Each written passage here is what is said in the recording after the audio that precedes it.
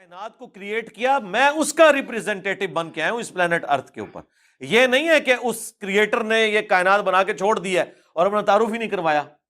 ویسے تو ہر چیز ہی اللہ کا تعارف کروا رہی ہے، ہر چیز کی پرفیکشن بتا رہی ہے کہ مجھے کسی نے ڈیزائن کیا ہے.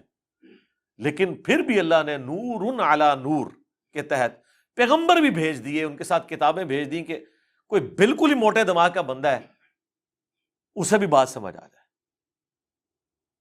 لا الہ الا ہو، نہیں ہے کوئی معبود سوائے اس کے، یحیی و یمیت، وہی زندہ کرتا ہے وہی مارتا ہے. فآمنوا باللہ ورسولہ، پس ایمان لاؤ اللہ اور اس کے رسول کے اوپر. النبی الامی، جو نبی امی ہے. اب یہ امی کے اوپر جو میں بولا ہوں نا آدھا گھنٹہ، آپ کو پتہ چل گیا یہ امی لفظ امپورٹنٹ کتنا ہے. یہودیوں کے لیے یہ بہت امپورٹنٹ تھا، انہیں یہ جیلسی نہیں جا رہی تھی کہ امیین میں رسول کیوں آ گیا. تو اللہ نے کہا کہ تمہاری کتابوں میں جب موجود تھا کہ وہ امیین میں آئے گا تو اس بات کے اوپر تم نے ضد کیوں لگا لی ہے. ویسے ہی یہ نبی علیہ السلام بنی اسرائیل میں آتے نا تب بھی انہوں نے نہیں ماننا تھا، کیونکہ وہ یہودی جو اس پوسٹ کے اوپر بیٹھے ہوئے تھے انہوں نے اپنے قلعے چھوڑنے تھے. انہوں نے کہنا تھا جی ہماری کتاب میں تو لکھا ہوا ہے کہ یہ امیین میں سے پیغمبر آئے گا، تم کہہ رہے ہو میں بنی اسرائیل میں سے ہوں. ہاں دل بے ایمان تے حجتاں ٹھیر، دل بے ایمانی پہ اترا ہونا تو دلیلیں بہت ساری بندہ ڈیوائز کر لیتا ہے. تحویل قبلہ کے کانٹیکسٹ میں بھی سورۃ البقرہ میں آیا نا کہ جو ہم نے تحویل قبلہ کی ہے نا تو اسی لیے کی ہے تاکہ ان کے منہ بند کیے جائیں، کیونکہ انہیں یہ پتا تھا کہ جو آخری پیغمبر ہے وہ قبلہ کو دوبارہ سے کعبہ کی طرف کر دے گا یروشلم کی بجائے. اب جن نبی علیہ السلام نے 17 مہینے تک، بخاری مسلم میں آتا ہے اور قرآن میں بھی سورۃ البقرہ میں ذکر موجود ہے، دوسرے پارے کا آغاز ہی سیقول السفہاء، ان قریب بے وقوف لوگ کہیں گے کہ کس نے قبلہ چینج کر دیا. پہلے تو وہ بڑے خوش تھے، اوپر سے خوش تھے کہ رسول اللہ بھی ہمارے قبلے کی طرف رخ کر کے نماز پڑھ رہے ہیں. اللہ نے بھی اس لیے کیا کہ پہلے ہی نیگیٹو سائیکالوجی ڈیولپ نہ ہو جائے کہ یہ کوئی اور دین لے آیا، کیونکہ نبی علیہ السلام بھی تو دین ابراہیمی کی تبلیغ کر رہے تھے، یہودی بھی دین ابراہیمی کے ماننے والے اور کرسچنز بھی. لیکن اندر خانے پتہ کیا کہتے تھے، یہ پیغمبر وہ ہے ہی نہیں ہے، کیونکہ ہماری کتابوں میں لکھا ہوا ہے کہ وہ پیغمبر جو ہے نا اس کا قبلہ خانہ کعبہ ہوگا. دیکھا ایک ٹکٹ میں دو مزے. اچھا اللہ تعالیٰ نے تو قبلہ چینج کرنا ہی تھا، کیونکہ جب کتابوں میں لکھا تھا تو قرآن تو اگلی کتابوں کی تصدیق کرنے والی ہے نا. قرآن میں بار بار ہے یہ اگلی کتابوں کی تصدیق کرتی ہے، دو اعتبار سے تصدیق کرتی ہے. ایک اس اعتبار سے تصدیق کرتی ہے کہ ان کتابوں میں ذکر تھا کہ آخری نبی آئیں گے ان پہ کتاب نازل ہوگی، اور اس اعتبار سے بھی تصدیق کرتی ہے کہ وہ کتابیں سچی ہیں، کیونکہ اس کتاب میں یہ پریڈکشن تھی اور قرآن وہ پروفیسی پوری کر رہا ہے. یعنی اگلی کتابوں میں لکھا ہے کہ آخری پیغمبر آئیں گے اور یہ کتاب آئے گی اور وہ بات پوری ہو گئی. تو اس کا فائدہ کس کو ہوا؟ اس کتاب کے ماننے والوں کو کہ یار دیکھو ہماری کتاب کی بات ٹھیک نکل آئی. تو قرآن نے آ کر ان کتابوں کی تصدیق کر دی دو اعتبار سے. ایک یہ ثابت کر دیا کہ وہ کتابیں سچی ہیں، وہ جھوٹ نہیں بول رہی تھیں، واقعی آخری پیغمبر آ گئے. اور اس اعتبار سے بھی تصدیق کر دی کہ اس کتاب کے اندر یہ ذکر ہے کہ وہ کتابیں بھی ٹھیک تھیں، اگرچہ اب ٹیمپر ہو چکی ہیں لیکن ابھی بھی توحید کے اعتبار سے تو کامل ہیں الحمدللہ.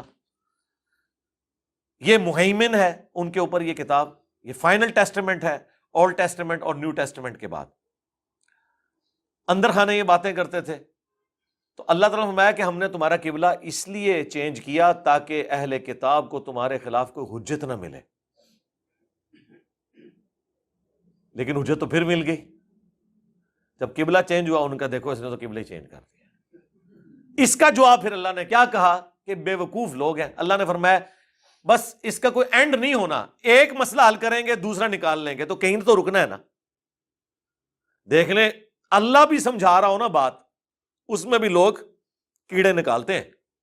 ایک بات کی تو دوسرا کیڑا نکالا کہ یہ وہ پیغمبر ہوتا تو ابراہیمی قبلے کی طرف ہوتا. جب وہ قبلہ چینج ہو گیا پھر کہنا شروع کر دیا کہ یہ کیا ہوا، قبلہ ہی چینج کر دیے انہوں نے.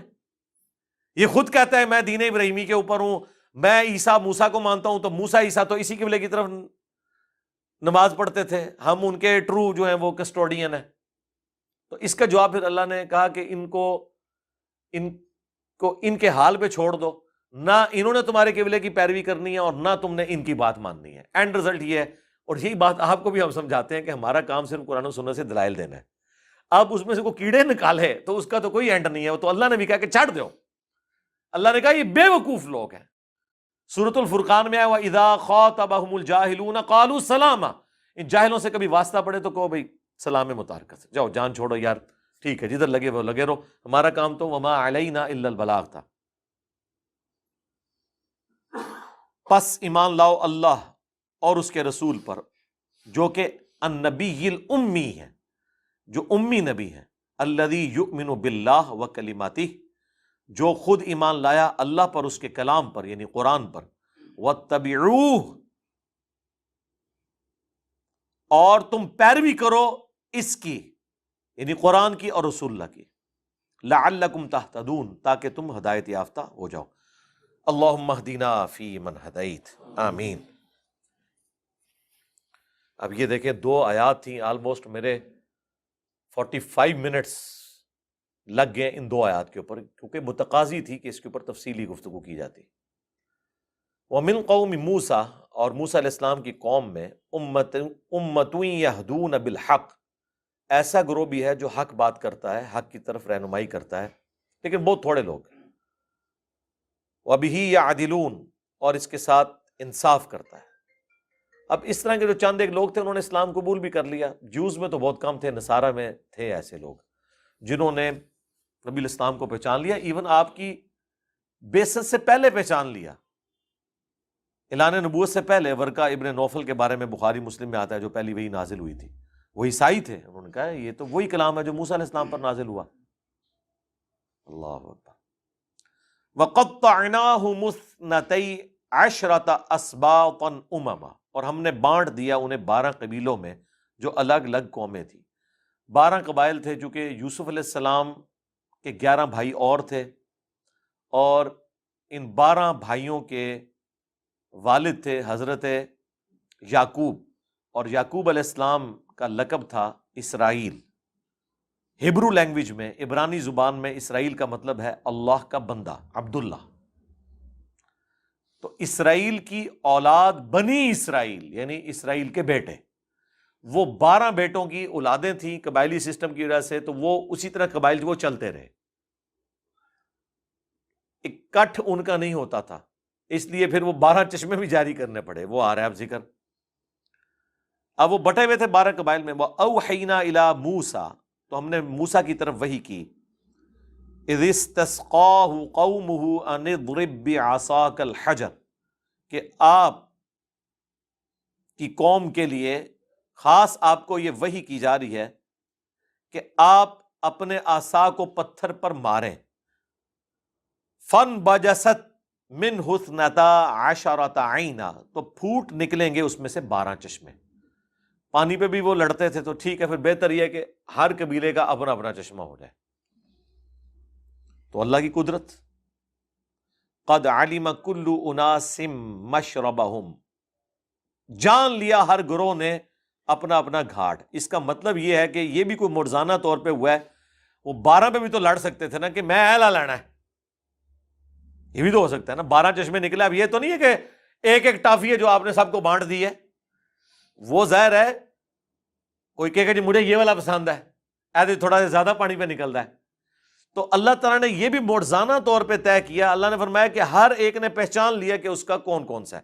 اب یہ اس کی تفصیل نہیں پتا، واللہ عالم کس طریقے سے اللہ تعالیٰ نے ان پہ یہ حق واضح کیا ہوگا کہ یہ والا جو چشمہ ہے یہ اس قبیلے کا ہے، یہ اس کا ہے، یہ اس کا ہے، یہ اس کا ہے. وَظَلَّلْنَا عَلَيْهِمُ الْغَمَامَ، اور ہم نے سایہ کر دیا ان پر بادل کا.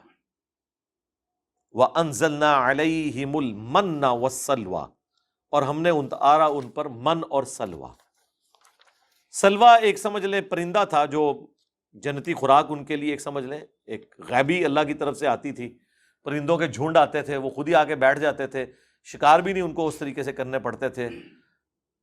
اس سے ان کو پروٹینز مل جاتی تھیں، اور شوگر اللہ نے ایسی ان کو دی کہ رات کے وقت جو ریگستان کے اندر شبنم گرتی تھی وہ صبح موتیوں کی شکل میں وہ چن لیتے تھے. جس طرح آپ کی یہ مٹھائی کی چھوٹی چھوٹی بوندیاں ہوتی ہیں نا، یہ ان کے لیے من تھا.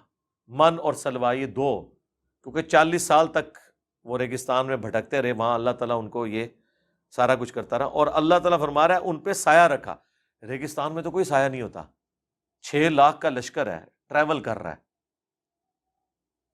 تو ریگستان میں تو وہ کچھ بھی نہیں ان کے پاس، تو اللہ نے مسلسل اتنے سالوں تک ان کے اوپر بادل کا سایہ رکھا، انہیں اس گرمی کی تکلیف سے اس لیول پہ گزرنا نہیں پڑا۔